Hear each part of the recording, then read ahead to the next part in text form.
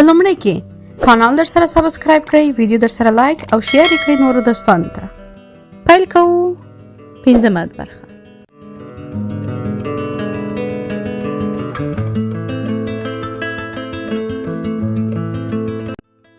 د مني پایلو. یخه هوا لګېده، د خپل کور توده بخارۍ، آرامه فضا او زما پوست موست چپرکټ را په یاد شو. زړه مې پسې وخوږېده. دغه یاد له مړو اوښکو پرته بله ګټه راته ونه کړه. اوږده ساه مې واخیسته، ځکه پوهېدم چې د هېواد هوا د وروستي ځل لپاره تنفس کوم. په ډېر غور مې مخامخ اوږده دښته او بیا له موږ چاپېره غرونه داسې په مینه ولیدل لکه څوک چې په لیدلو پیسې راکوي. سپېره غرونه راته ډېر ښه ایسېدل، سترګې مې ورسره ګنډلې وې. په دې فکر یې په نندارې نه مړېدم چې بیا خدا زده چې د خپل وطن دا خاوره، غرونه او رغونه به په ژوند وګورم او که نه. خدای خبر چې په مرګ به مو هم دلته څوک راوړي او که نه. زما دغه فکرونو او نندارې به مې کله کله له سترګو غټ غټ څاڅکي په لمن ورول. لمن مې راټوله کړه تر څو د اوښکو څاڅکي مې په ځمکه ولویږي او د هېواد خاوره مې شاهد کړم چې ورپسې خفه یم. د یوې ژمنې لور په څېر مې د بېوسۍ ننداره وکړي او ونه وایي چې لیما اولاد مې د اروپا رڼاګانو لیونۍ کړې ده او ما په خوښۍ پرېږدي. د دې ثبوت لپاره مې د سترګو څاڅکي نور لکه باران یو په بل پسې لارې جوړې کړې. دلته مې نوره چادري په دې هیله لرې کړه چې ګوندې د هېواد د یادونو په کمولو کې مې په راتلونکي سفر کې اسانۍ راشي. یو تور حجاب را سره و، هغه کې مې ځان وپیچه. پوزې ته مې ماسک واچاو، ځان مې ښه وپوښه تر څو د لارې له وږو سترګو ځان وساتم. د کورنۍ نور غړو هم ځانونه چمتو کړل. د قاچاقبرو نماینده راغی، ویې ویل دلته افغاني پولیس د هر سړي پر سر 1 لک تومن اخلي. هغه راټول کړئ. وایي چې دا زموږ رول دی، که پیسې ورنه کړو بیا د تلو اجازه نه درکوي. پیسې مو ورته ټولې کړې، ور مو لېږلې. یو موټر مو مخکې ودرېد، په هغه کې سپاره شو. د لومړي مزل په توپیر دا مزل بیا دومره سخت نه و. کسان دومره تنګ نه و ناست، څه ناڅه راحته و. 5 ساعته پرله پسې مزل مو وکړ. یو ځای موټر یوې ګوښې ته شو. موږ یې ښکته کړو، یو لوی هال ته یې ننباسلو. د هال چت یې په سپین ترپال پوښل شوی و. لاندې پر غولي وړې وړې شګې پرتې وې. له موږ نه پرته هلته نږدې 500 کسان نور هم د یوه نامعلوم انتظار په پاري یوې او بلې خواته ناست وو او زموږ په څېر یې له هېواده د تېښتې اراده درلوده. یوې ګوښې ته اوبه او بسکټ خرڅېدل. سړیو په لاسو کې نیولي وه. دلته له دمې او اوبو څښلو وروسته بیا ول ډالسن ته وختو. لکه چې ټول قاچاقبران موټروانان په تیز رفتاري کې روزل شوي وي. دوی هم په خامه کې له 120 کیلومتر کم مزل نه کاوه. موټروان ښیښه ښکته کړه، غوښتل یې نسوار تو کړي. موټر خورا ډېر تیز و. زما له سره یې پوړنی پورته کړ. لږ و چې سر توره شم. هڅه مې وکړه په سر لاس کېږدم تر څو پوړنی پرې تکیه شي او پوړنی مې له سره ونه غورځي. خو زما له لاس مخې زما په سر یو بل لاس کېښودل شو. زما لاس د هغه لاس په سر راغی. زما د لاس کېښودلو سره هغه لاس بیرته شاته کش شو. ما مې لا په سر لاس ایښی و چې شاته مې وکتل. بلال خپل لاس ور ټول کړ. پوه شوم چې د ببرک خان زدران د سیمې زلمي هم د خپلو نیکونو د عفت ساتلو فکر په خپله کوپړۍ کې څومره روزلی دی. د مننې په پار مې ورته سر وخځاوه، خو په ځواب کې په کوم حرکت پوه نه شوم. هغه سر ښکته واچاو. له پرله پسې 2 ساعت مزل وروسته د ایران سرحد ته ورسېدو. هلته یې یوې کلا ته ایثار کړو. له نښانو معلومېده چې دا د وزو او میږو د ساتنې ځای دی. د وزو له یو شپول سره خوا کې کېناستو. د کلا ځمکه زیاتره د وزو له پچو ډکه وه. تر ماښامه یې دلته منتظر کړي وو چې ښه تیاره شوه. نماینده راغی، ویې ویل 15 نفر تیار شي. که تاسې په مرز تیر شوئ 15 نفره نور درلیږم. موږ ځانونه چمتو کړل. لومړۍ ډله شو چې له مرز څخه باید تیر شو. حرکت مو وکړ. په شا مې وکتل چې بلال پکتین هم زموږ ډله کې را سره شي. نظر مې پرې ونه لګېد. د ما مخکې کسانو کې مې سترګې پسې وغړولې. هلته هم نه و. زړه مې ولوېد. ښه وارخطا شوم. ځکه ورور مې هم داسې د تورې بنګړی نه و. ځینې وخت به له کنټروله ووت. پلار مې جسمن پیاوړی نه و ځکه د شکر ناروغي لرله. انسولین به یې زرق کاوه. کله کله خو به په کور کې هم درب راولوید. شکر به یا ډیر ټیټ او یا هم ډیر لوړ تللی و. زه او مور مې دواړه سیاسري وو. سیاسري به په مسافري او هغه هم په پردي وطن کې له ګواښ سره څه وکړي. مسؤل کس غږ وکړ چې تاسې 10 دقیقې لرئ موټر ته وخیژئ. بیا که څوک پاتې شو نو پاتې شو. موږ هم چې د پاتې کېدو واورېدل نو صرفه مو ونه کړه. موټر ته وختو. موټر کې مې هم سترګې په بلال پسې ګرځېدې لکه د رادار سټلایټ کاسه د هغه پلټنه یې کوله. پلار به مې تاریخ ویل چې د پکتیاوالو قدونه جګ وي، ښکلي سنګین وګړي لري. په رښتیا هم دغسې و. بلال به مې په لویه ډله کې هم پیدا کاوه. لوړ قد، ښایسته ویښتان، نوراني څهره یې له نورو بیل کړی و. خو په دغه وخت کې زما د سترګو پلټنې هغه نشو موندلی. موټر روان شو. د هغه نشتون ښه په ویره کې واچولم. له ښه مزل وروسته خلکو موټر کې یوه او بل ته وویل چې د ایران مرز راورسېده. د داسې خبرو له اورېدو سره به زما وارخطایي نوره هم زیاتېده. ځان سره به مې وویل چې زه به څرنګه په دې بیګانه لارو کې د هغه له مرستې پرته ځم او لاره به پیدا کوم. د هغې ازبکې خور کیسه به مې ذهن کې تاو شوه چې په څومره وحشت یې له عزت سره لوبې شوې وي. په رښتیا هم موږ دلته د چا د کوم ترحم تمه نه لرله، ځکه دلته د تمې خلک نه وو. د قاچاق له خلکو کاروباریانو همدارنګه له قاچاقي لارې به څه د خیر تمه څوک وکړي. په دې فکري کشمکش کې د ایران سرحد ته بیخي نږدې شو. موټر یې ودرېدې. موږ ترې ښکته شو. تیاره وه. پردی وطن و. ځان مې ډېر بېوسه احساساوه. د لومړي ځل لپاره په یو ګواښونکي سفر روانه وم. بېخوبي، لوږه او ناکسي هم زما د زور تشدیدونکي فکتورونه وو.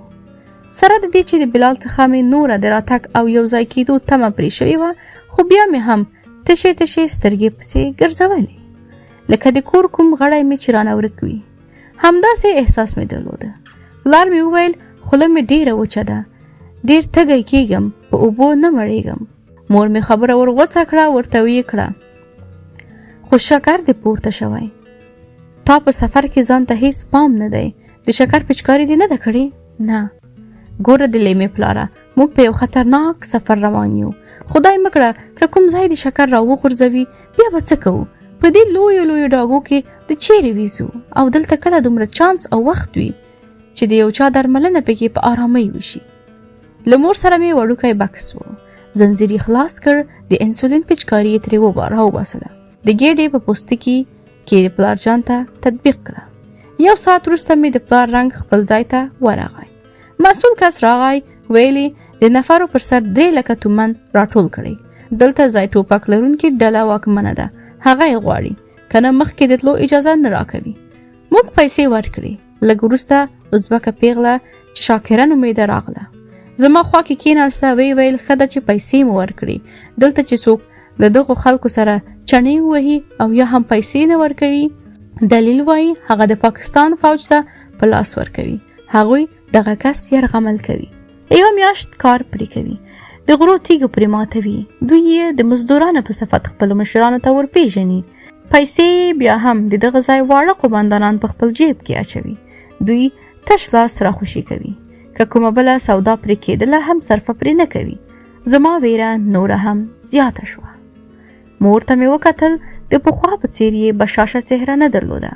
مړاوې څهره کې تکې تورې غټې سترګې زمبولې.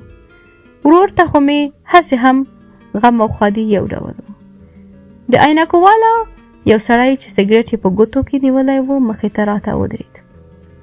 ویل 15 کسان چمتو شئ. د خپلوانو له ډلې یې وټاکئ چې په لاره کې یو بل ته کومک شئ. دلته به ډېر پام کوئ. دا مو ډېر له خطره ډک ګیم دی. ازبکه پیغله راڅنګ ته شوه. ویل ګیم دوی هغې ډلې ته وایي چې له مرز څخه یې تېروي. له دې وروسته ګیم یو اصطلاح شوه چې موږ هم ورسره آشنا شو. له یوه ځایه به چې بل ځای ته تلو نو دوی به غږ کړ چې د شپې په 8 بجو ګیم دی. نو موږ به پوه شو چې زموږ د ډلې تلل یادوي. عینکواله نور هم تشریح ورکړه.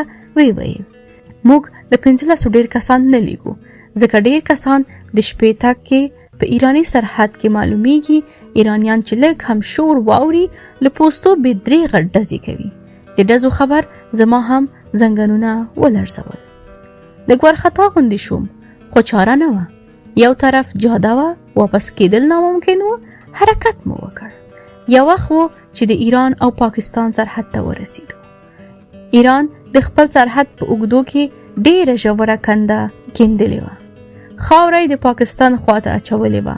له یوې خوا د خاورې لوړوالی، د بلې خوا د کندې ژوروالی له مرز نه اوښته بیخي ستونزمنځه کړې وه چې ټوپ دې واهه راسن په کنده کې غورځېدې او لاس پښه دې ماتېدل. د هر قاچاقبره لاره معلومه وه. یوه د بل په لاره نشو تللی. له ښه بخته زموږ لاره یو څه اسانه وه. له ژورې کندې د اوښتو هڅه مو پیل کړه. ډېره تیاره وه. د لوړې پولې په سر روان شو. پلټونه مو پیل کړه چې کوم آسان ځای پیدا کړو ترې تیر شو او د ایران په خاوره قدم کېږدو. لاره هم سمه نه معلومېده. یو ځای مې قدم کېښود او پښه مې خطا شوه.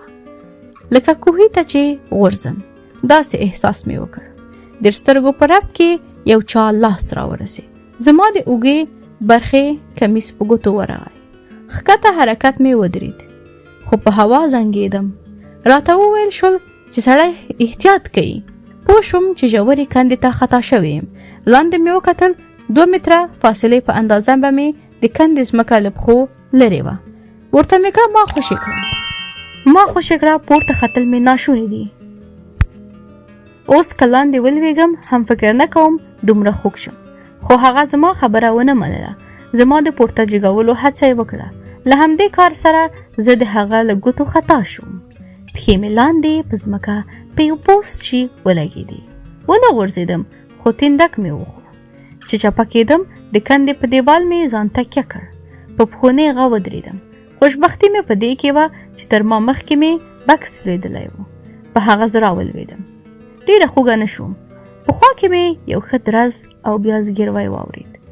پوه شوم چې زما لاس نیونکی ته هم غم جوړ شو. ما سره د نیکي له امله خپله په بلا کې ولوېد.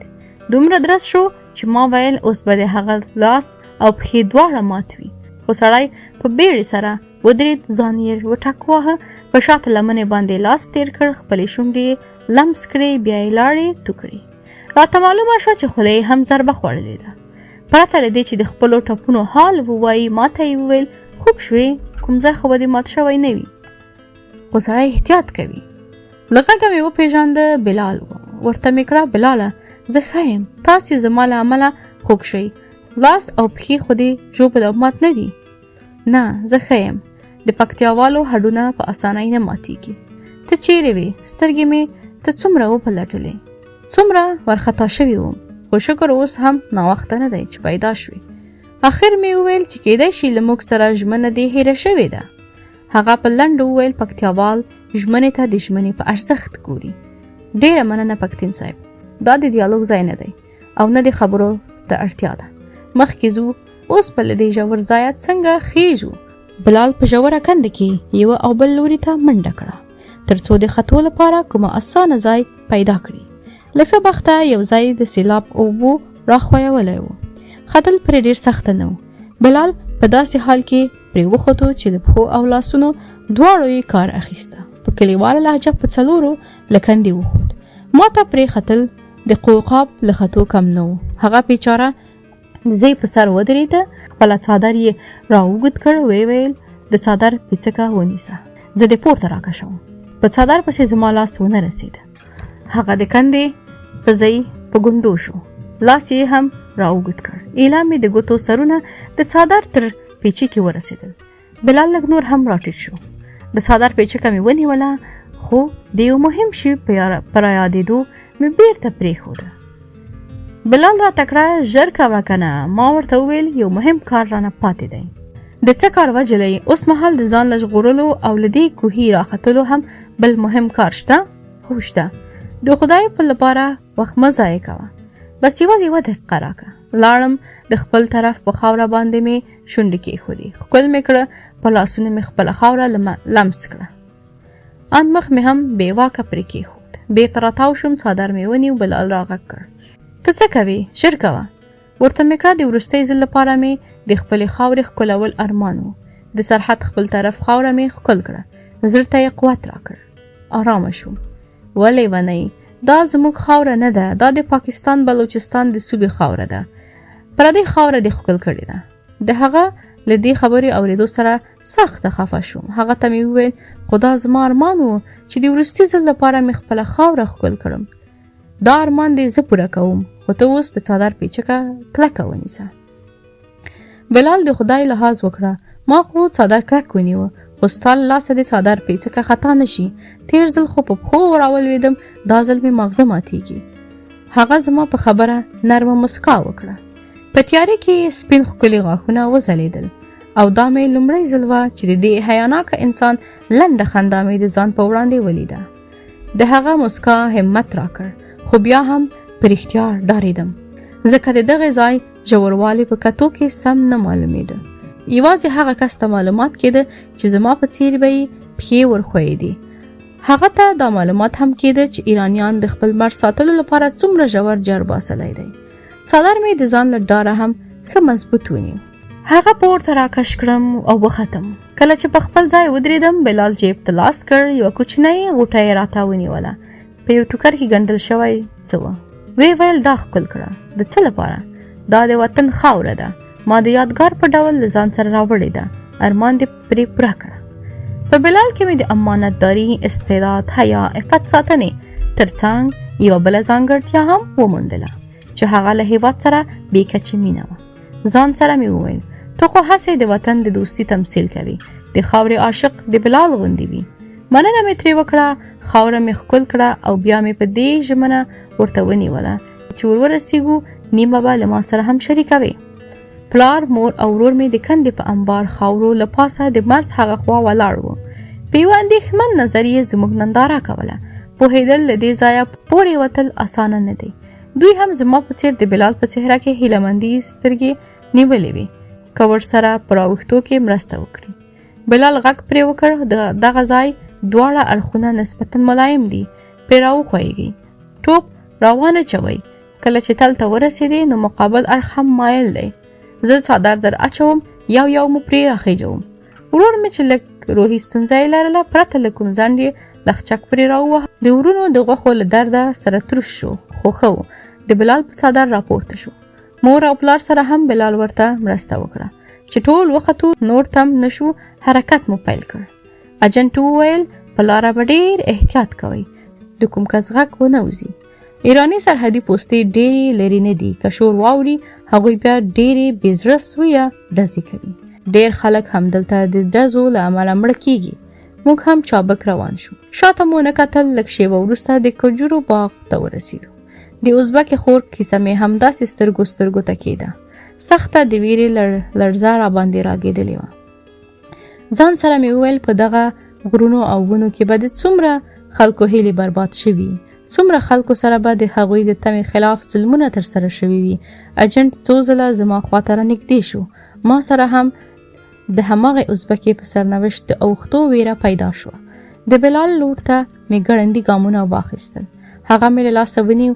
بلال په حیرانۍ راته وکتل. بیا یې وویل خیریت ده؟ بلال له تا سره په تګ کې ډاډه کېږم. بلال چې د ناموس ساتنې یو شاهکاره زلمی و، له مانه یې د خپل لاس د خلاصولو هڅه وکړه.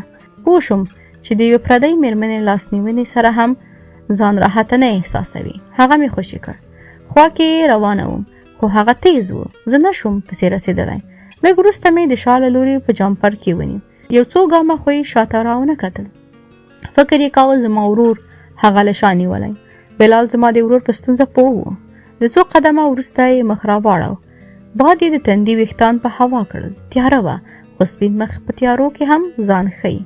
څهره یې رڼا راته برېښېده. هغه زما په لیدو ورخطا شو. راته یې کړه له شا مې مه نیسه، ما ته ځان ښه نه ښکاري. ما هغه درک کاوه. پښتانه له پردیو مېرمنو د جسم په لحاظ ځان لرې ساتي. د پکتیا خلک خو بیا د دغه دود پیلي کولو په سر کې ځان بولي. خو زه ډېره ډارېدم. له یوې خوا د شپې تیاره، له بلې خوا د سپېرو غرونو سخت باد چې کله کله به یې سترګو ته هم خاورې راباد کړي. د ازبک جلۍ کیسې دا ټول ځان راته یو کړی و.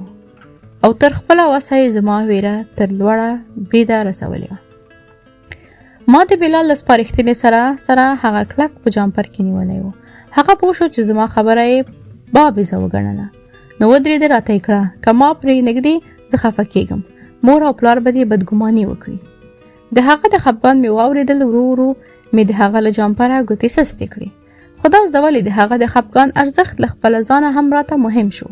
بلال وویل پوهېږم له ویرې دا کار کوي او بله موخه نه لرې، خو مه خفه کېږه، تاسو ټوله کورنۍ زما ذمهوار یاست. لومړی به زه بیا به تاسې خطر ته ورکوم. هغه لکه آسماني فرشته چې خدای زموږ د مرستې لپاره رالیږلې وي پرته له کومې تمې زموږ لاس نیونکی جوړ شو. او حیرانه په دې وم چې د بلال د شناخت سره مې یوه اونۍ هم نه وه تېره شوې. داسې مې احساسوله لکه د کلونو پیژندګلوي چې سره لرو. دومره مې د باور وړ شو چې لکه چې ټول ژوند ماته د باور په ازمایښتونو کې بریالی راوتلی وي. د بلال لپاره مې په زړه کې د پکتیاوالو درنښت زړه ته ولوېد. بلال د 18 کالو په منځ معلومېده. غلی آرام طبیعت یې درلوده. هلک و خو د مشرانو خویونه پکې و. قطار غلی روان و. هڅه مو کوله د پښو ښکالو مو هم څوک وانه وري. ایراني پوستې هم راته نږدې وې. ورور مې له قطاره ووت. زموږ سره پخوا 3 متري کې روان شو. شغال یې له پښو ووت. چغه یې کړه. د شغال له چغې سره زما د ورور چغه هم غبرګه شوه. اجنټ په بیړې سره ورغی. زما د ورور په خوله یې لاس کېښود خو ناوخته شوې وه. غږ د ایرانیانو پوستې واورېد. هغوی زموږ په لوري فیرونه پیل کړل. د مرمیو باران شو. د څنګ او سر د پاسه مو د مرمیو چونګا اورېدل کېده. موږ د غونډۍ په سر وو. چانس مو درلوده چې په لاندې ښکته کېدو د دوی له مرمیو بچ شو. لا خو مو له غونډۍ سرونه نه وو پناه کړي چې یوه مرمۍ راسن راغله، زما د ورور په اوږه ولګېده. ورور مې وویل لیمې ولی مې وسوځېد، ګرم شو. ځای پر ځای کېناست. پوه شوم چې ورور مې ټپي شو. په بیړه ورتاو شوم. له خوږ مټه مې ونیو. لاس مې لوند شو. ورور مې راته کړه لاس دې لرې کړه، درد کوي. وروره 2 ګامه ځای پاتې ده، زتی له خطره ووځو. همت وکړه چې له غونډۍ پناه شو. هر څه به سم شي. په هغه ضعف راته د جګېدو وس یې نه لرله. د مرمیو باران له هماغسې روان و. بلال لږ مخکې تللی و. زموږ په پاتې کېدو بیرته راستون شو. ورور ته مې اوږه ورکړه، په شا یې کړو. 2 دقیقې وروسته د غونډۍ تنې له موږه مرمۍ ونیولې. بلې ډډې ته یې ښکته شو. بلال زما ورور جلیل له اوږې څخه ښکته کړ. له خپل بکس نه یې اوبه راوباسلې. 2-3 غوړپه یې ورکړې. جلیل لږ رانکی شو. مور مې غېږ ترې تاو کړه. په ټیټ غږ په سلګیو کې ورکه شوه. بیا یې خپلې بکسې ته منډه کړه. لوی بنداژ یې ترې راوواسه. د جلیل لستوڼه یې وڅیره. د هغه د مټ پوستکي تورې وینې لکه لیکه کړې وه. ژر یې بنداژ ترې تاو کړ. وینه یې ودروله. زما سره یو جوس و. هغه مې هم جلیل ته ورکړ. په سترګو یې رڼا شوه. ډزې غلې شوې. موږ هم حرکت وکړ. 2 ساعته نور مو هم پیاده مزل وکړ. د غرونو په لمن کې اجنټ د دمې راته وویل. موږ هم سره راغونډ شولو. په پښو کې مو شیمه نه وه. نه پوهېدو چې موږ د کومې نړۍ انسانان یو. لوږه رانه هېره وه. یوازې اوبه مو د ژوند چاره اسانه کړې وه. اجنټ وویل تر سهاره به دلته یاست. دغه ځای له خطره بچ دی. سهار وختي موټر راځي. هغه وویل. نور د پښو مزل خلاص شو. د غره په لمنه کې د یوه پراخه ډاګ د پیل ځمکه وه. دلته د 1 متر په اندازه لوړ ازغي لرونکي بوټي شنه و. باد یوه او بل لوري ته په حرکت راوستل. د غرو لمنو ته د وړې قد لرونکي شنې ونې هم زرغونې وې. د 2 غرو منځ کې شنې اوبه راوتلې وې. زموږ لږ لاندې رڼې روانې وې. د تیږو سره د لګېدو شڼهاره یې خوند کاوه. څنډه کې تازه د غرنیزو موټرو د ټایرونو رخې لیدل کېدې. څرګندېده چې د عامو موټرو لاره نه ده. ځانګړي په غرو او دښتو کې د تګ قابل موټر پکې تلل راغلي دي. دلته مو لږ سترګه پټه کړه. د کوم غرني ځناور ونګاري راویښه کړم. سترګې مې خلاصې کړې. سپېده چاود و. لږ وروسته مې لمونځ او اودس وکړ. په نورو مې هم غږ وکړ. ختیځ کې ورو ورو د غرونو تر شا د سرخي ځای سپینوالی نیوه. ښه شیبه تېره شوه، یو موټر را معلوم شو. د ماشین شور یې ورو ورو زموږ خوا ته زیاتېده. بالاخره زموږ په خوا کې ودرېده. موټروان راغی، موټر ته د ختو یې وویل. پلار مې ما او مور ته بیا مخې سیټ ونیو. نور افغانانو هم کوم اعتراض نه درلوده، ځکه چې افغانان میرمنو ته درناوی لري.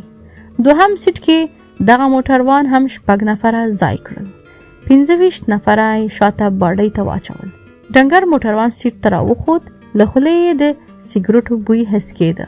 له تورو غاښونو یې معلومېده چې نشه یي دی. موږ سخت ستړي شو. 3 ورځې مو رڼې تېرې کړې وې. د شپې په 1-2 ساعته خوب مو هیڅ ګزاره نه وه شوې. موټروان بیرته له سیټه ښکته شو، باډۍ سره ودرېد. خلکو ته یې وویل له باډۍ ښکته پښې مه ځړندوئ. د ډېرو خلکو پښې د لارې له تیږو د ونو ښاخونو سره ولګېږي، هډوکي مات شي، کله کله خو پښې ترې کټ هم شي. نو ځان سره پام کوئ، یو بل ونیسئ. پوهېږم چې بې خوبه به وئ، خو په موټر کې ویده نه شئ. کله کله موټر داسې جمپ وهي چې کیدای شي ستاسې د لوېدلو لامل شي. که تاسې ولوېږئ نو یو نه یو اډ په خوبه مو خامخا ماتېږي. نو ښه به دا وي چې زموږ سپارښتنې عملي کړئ. موټروان د خپل سیټ دروازه خلاصه کړه. لا راختلی نه و چې بیرته د باډۍ کسانو ته بیا مخاطب شو. ورته یې کړه ګورئ چې ویده نه شئ، د لوېدو خطر مو زیاتوي. که په کوم ملګري مو سترګې پټې هم شوې، راویښ یې کړئ. موټروان په جلب کېناست. ټلیفون یې وشرنګېده. له مقابل کس سره وغږېده. له ژبې یې پوه شوم چې ایراني بلوڅ دی. موټر حرکت وکړ. لږ وروسته موټر په ځان پسې د شنو دوړو لیکه پرېښوده. کله به چې لاره هواره وه نو د پاخه سړک په څېر به یې د ریستن 120 کیلومتر ته ورسېده. ځینې وخت خو به موټر دومره جمپ وخوړ چې د شا او یا هم د مخې کوم ټایر به یې په هوا کړ. لنډه دا چې دا ډول حالات مې په ټلویزیون کې د سپورټي موټر لیدلی وو. دلته مې عملاً د سترګو له مخې تېرېدل. مور مې د ښیښې لوري ته ناسته وه او زه د موټروان اړخ ته ناسته وم. سیټ 1 نفري وو، خو موږ 2 نفره پکې ناست وو. خو داسې حالت وو چې موږ بیا هم دا سیټ غنیمت ګاڼه. ویرېدم چې 3م کس را ځای نه کړي، ځکه شا سیټ کې بیا 8 نفره ځای پر ځای کړي وو. زه حیرانه وم چې ولې د موټر جمپونه او کمانۍ نه ماتېږي. دغه پوښتنه مې په زړه کې وه چې له موټروانه یې وکړم. د موټروان څهره خجنه، تندی یې تروه و. داسې معلومېده چې 1 میاشت خو یې د ویښتانو، بریتونو او ګیرې د اصلاح لپاره وخت نه دی موندلی. نو پوښتنه کول هم ترې اسانه نه و. زړه مې نه شو کولی. ماسک مې اچولی و، یوازې سترګې مې ښکارېدې. څو زړونه مې سره یو ځای کړل. موټروان ته مې وویل تاسې خو د موټر د توان څو چنده کسان موټر ته خېجوئ، موټر یې څنګه تاب راوړي؟ موټروان یوازې د سترګو له کنجو په نظر راوکتل. بیرته یې مخ واړاوه، خو چې زما څهره یې په ذهن کې ترسیم شوه، د هغه په مخ کې عجیب او غریب بدلون راغی.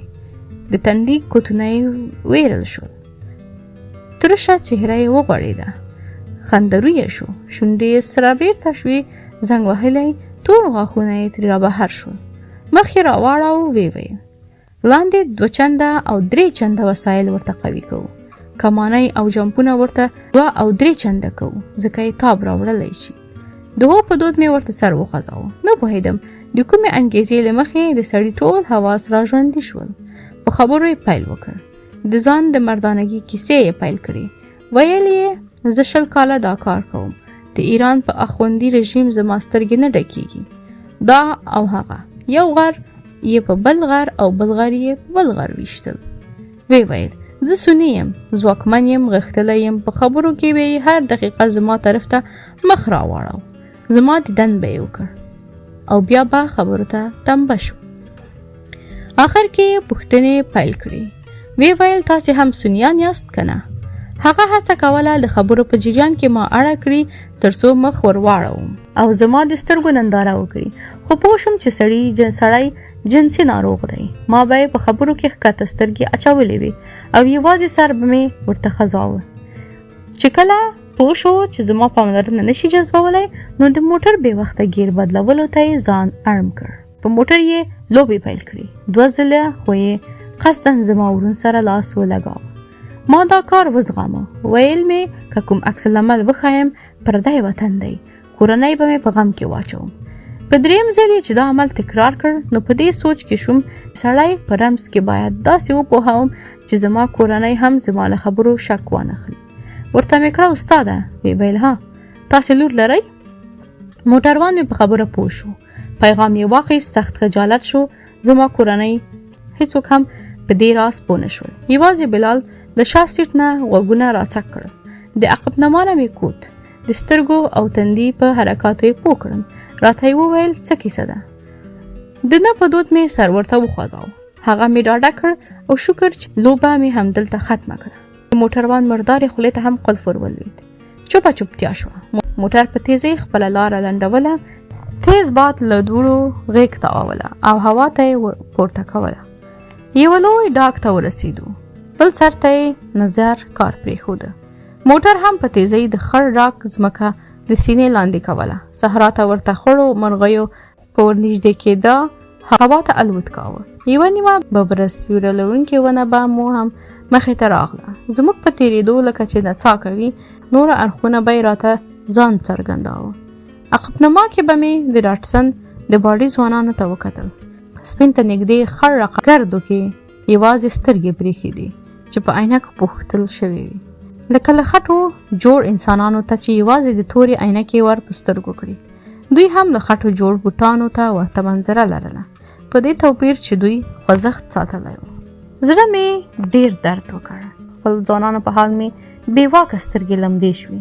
بیا مې غیر ارادي خپلو مشرانو ته پښې راو شونډې وخوځېدې. پوره 2 ساعته مزل مو وکړ. بالاخره پاخه سړک ته وختو. پاخه سړک کې مو هم لږ په پالنګ کې خوب یو څه د آرامتیا احساس وکړ. خبره سرچپه شوه. مخکې به ګردونه راتلل، د ځوانانو په مخونو او د موټر په باډۍ به نښلېدل. اوس تیز باد له دوی ګردونه تراشل. ورو ورو څهرو پیژندګلوي پیدا کوله. نیم ساعت مزل مو نور هم وکړ. بیا موټر خامۍ ته ولوېد. له لږ مزل وروسته 2-3 پیوسته کورونه مخې ته راغلل. د یوه دروازه خلاصه شوه. وردننه شو.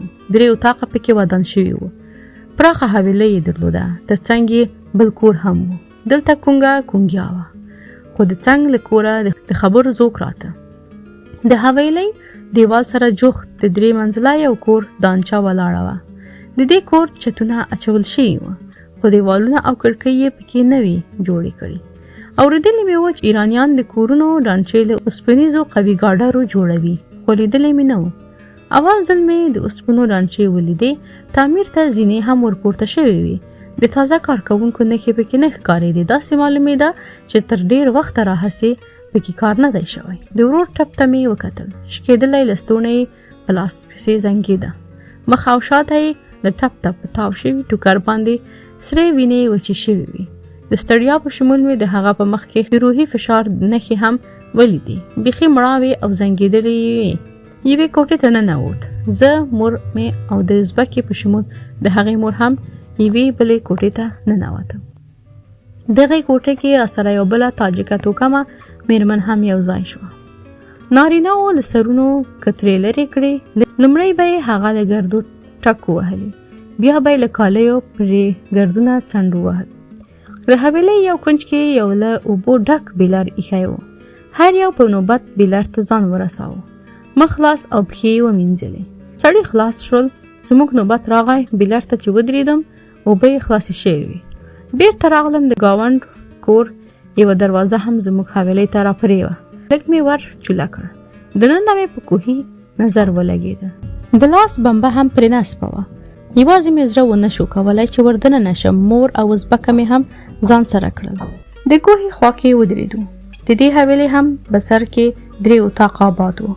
غږېدا مو اورېده. ازبکې د بمبې لاس ته یې په حرکت راوست. رڼې اوبه راتوی شوې. مخ پورې مې ګردونه سم سریښ شوي وو. ما او مور مې مخ او لاس ومینځل. هلته لرې آباد شوي اتاقو کې غږونه اوچت شول. د یوه کس د شکنجې اواز مې تر غوږو شو. چغې وهلې. وروسته یې زارۍ پیل کړې. مه مې وهئ، پیسې مو راوړم. الفاظ مې واورېدل. د پټۍ وهلو شړکا زموږ غوږو ته راتله. د کس چغې لا پسې لوړېدې. موږ هم وډار شو. ازبکې مخ ته اوبه واچولې وې، پښې یې پاتې وې. ورته مې کړه راځئ بیرته خپل ځای ته ځو. دغه ځای راته سم نه ښکاري. چې څو قدمه مو واخیستل، یو پلن پوخ سړي چې لوړه هډوکینه پوزه یې لرله زموږ خوا کې ودرېده. په قهرجنه لهجه یې وویل تاسې ته چا دلته د راتلو اجازه درکړې ده؟ بې تمیزه خلکو.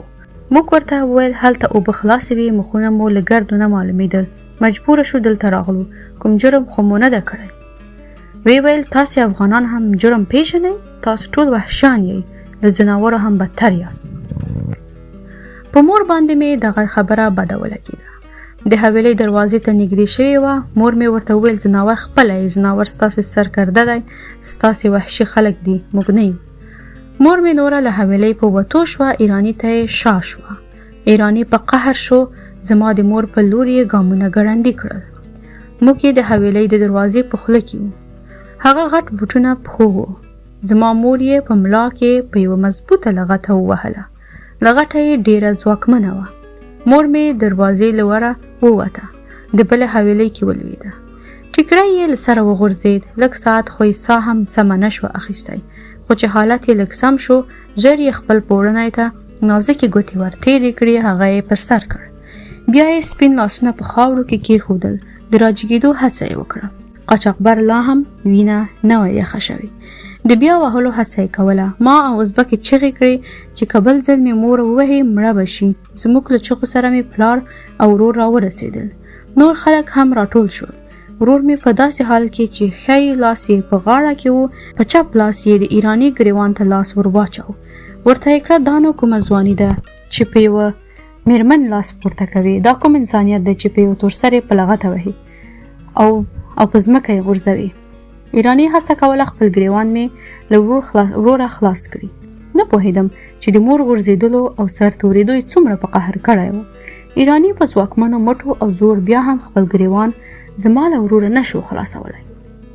د ایراني بل ملګری راورسېده. هغه سره یوه لوی د لرګي کوټک و. لومړی ایراني ورته کړه ویې وهه، مه پرې ګوره. هغه په مټو کې چې څومره زور و کوټک یې پورته کړ او زما د ورور ماتې اوږې ته برابر شو. د ورور هډوکي خو یو ځل مرمۍ مات کړي وو، دویم ځل د ماتېدو خرس یې ما په خپلو غوږو واورېده. د ورور سترګو ته مې وکتل، ورو ورو مړاوې کېدې، رنګ یې ژېړېده. د ایراني له ګریوانه یې ګوتې سستې دي، سترګې پرې پټې شوې. پر ځمکه راولوېد. د ورور په لیدو ځمکې ته ټیټه شو. یوه ښه درنه تیږه لاسته راغله. د لرګي والا باندې مې ورخوشي کړه. په څپړن غوږ مې وویشت. سر پرې تاو شو، ځان یې تکیه نه شو کړی، چپه شو. د ورور پښو ته مې ولوېد. کوټک هم لرې ترې وغورځېد. پلار مې له هغه لوېدلی لرګی راواخیست.